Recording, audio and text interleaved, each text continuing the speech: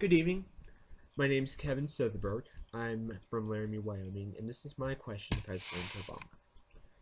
First of all, Mr. President, congratulations on your second term. I have very high hopes for these next 4 years. Let's cut to the chase. Gun control. I come from a family that owns a lot of guns, and I've fired quite a few of these weapons myself. AR-15 that my uncle Lee owns, I've actually fired that before. That was a lot of fun. I come from a state, the great state of Wyoming, as you can see. I come from a state where gun rights and the ability to keep and bear arms, as the Second Amendment, entitles us American citizens, that right is an integral part of our culture. So, when I hear rumors about a ban on assault weapons and high-capacity magazines, that frightens me a bit, and it worries me. For one thing, there's no real clear definition of what could be considered such. And another thing, too, is it really going to help? While I sympathize with the victims of Newtown, Connecticut, and Aurora, Colorado, and all the other shootings that have occurred over the past few years, you have to ask yourself this. Are these changes really going to help? And if they do help, will the degree which they help justify the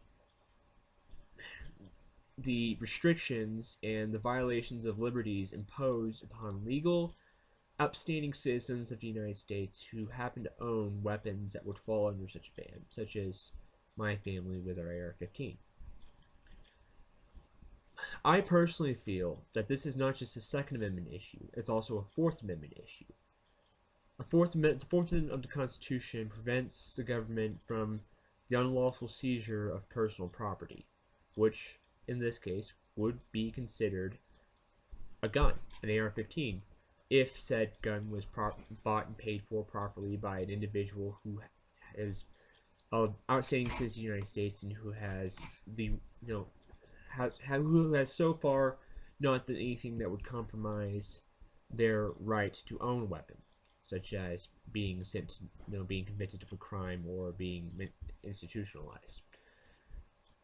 I feel that taking away our weapons merely because someone went off on a shooting spree, as tragic though it may be, it's not our fault. We had nothing to do with this, and in fact, if I had been there, I would have done everything in my power and up to and including lethal force to stop it. Because such violence, such mindless mass murder, and such tragedy, it's inconceivable to the majority of Americans, even those that own weapons. And the media is so quick to paint us all as, homicidal maniacs, but that's not the case.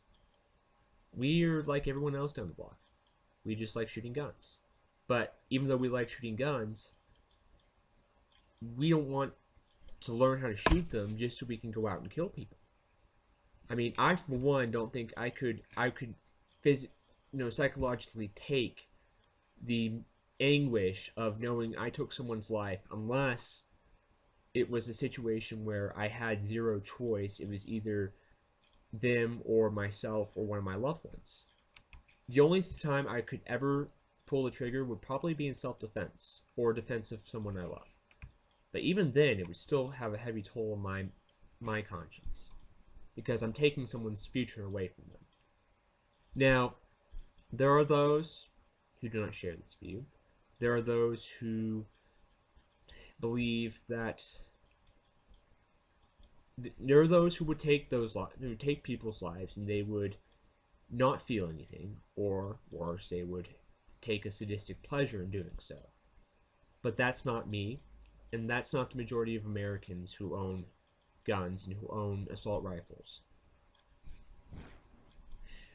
And while people may say, oh, we don't need these, you're right, we may not. That doesn't mean we don't have the right to have them. And as far as self-defense goes, people think that self-defense is just an excuse to be, a trigger-happy, Wild West vigilante. That's not the case. I, for one, hope I never have an incident where I have to use a gun on someone to protect myself or my loved ones. But that doesn't mean I'm going to just sit around and wait for it to happen. I'm going to be prepared. defending yourself with lethal force is one of those situations where you prepare for it and you make sure that if it happens, you are mentally ready for it, and then you spend the rest of your time hoping to God it doesn't happen to you. And most people will go around hoping to God it doesn't happen to them, but when it does happen, they're not prepared.